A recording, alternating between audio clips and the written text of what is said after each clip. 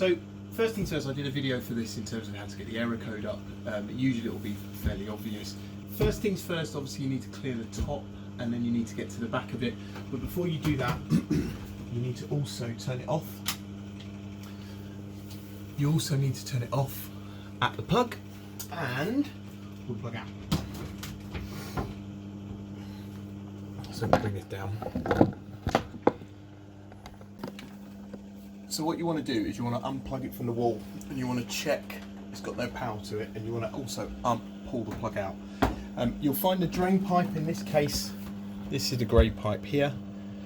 Keep that, if you can, where it is, because if you pull that out there might be a load of water in the bottom of it and it will get a bit messy. If not, get a bucket, put that underneath.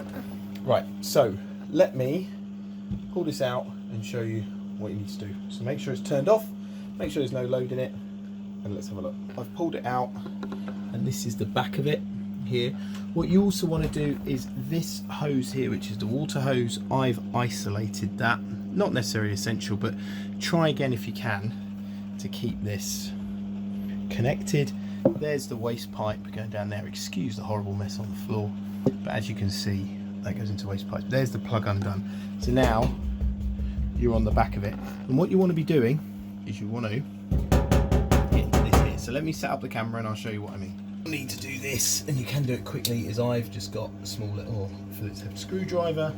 Again, if you've got a drill, you could go around and do this quickly, but let me just show you.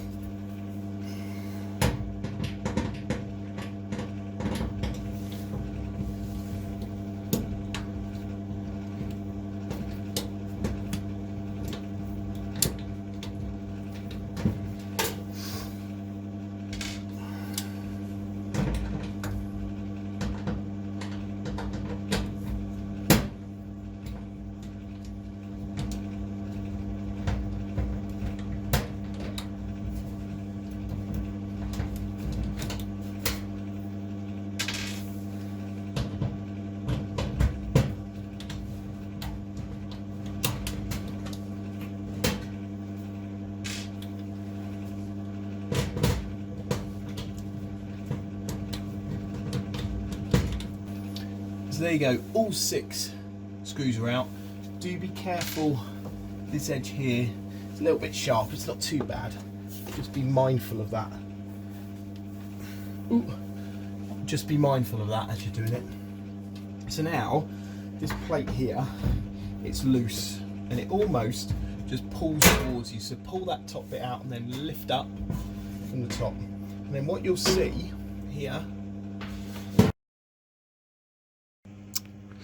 okay, so what you're looking at here is this bit here, and I've actually already loosened it off, but this bit here, this housing needs to come off. So first thing you need to do is that screw there, which is holding this P-clip, that's holding the body on.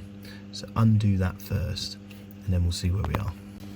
Okay, so that P-clip's come off. You want to be careful, don't pull the wires too much, but now that there is loose at the back. What you do then, make sure you know which goes into which. The earth, which is the green and yellow, goes in the middle. So all you're really doing is pulling these off. So you just go, pull that one off there.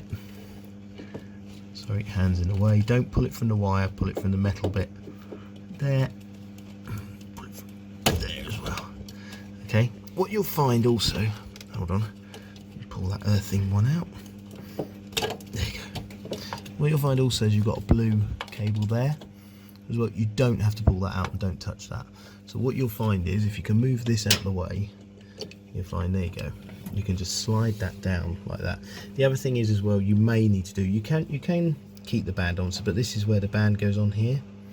So you should be all right keeping the band on, but it just is a little bit easier to take the band off. Now, this is the heater here. And the way this comes out, and you've got to be very careful, and I do warn you, if you take this off, putting a new one back in is a real pig, because once it comes off the rubber seal, it's quite hard to get back in. So once you've taken it off, best thing to do to get it back on, you can either put some Vaseline around it, around the rubber edge to get it back in, or you can just give it a gentle kind of tap with a wooden or a rubber mallet. But in order to get it out, best thing to do is to get a flat-headed screwdriver under that, and be very, very mindful. If you can get a knife, maybe like a butter knife, obviously being careful of fingers, but what you're trying to do is you just want to get underneath and in between, and then literally just keep pulling it away, and then eventually this heater comes out. I've loosened this already because I couldn't do this one-handed, and that's it. That's your heater that comes out there. Okay, now obviously before all this, I probably should have said it earlier, you do need to be careful, make sure, you know, this may be a bit wet, so put a towel down or something like that. But that's the heater, and that's it out. Okay, and then the replacement is just the opposite. So you put the heater back in, and the problem you'll have is pegs should be facing down, is you'll get it in and you'll get it to that point there, and that's where it'll feel like it doesn't want to go in.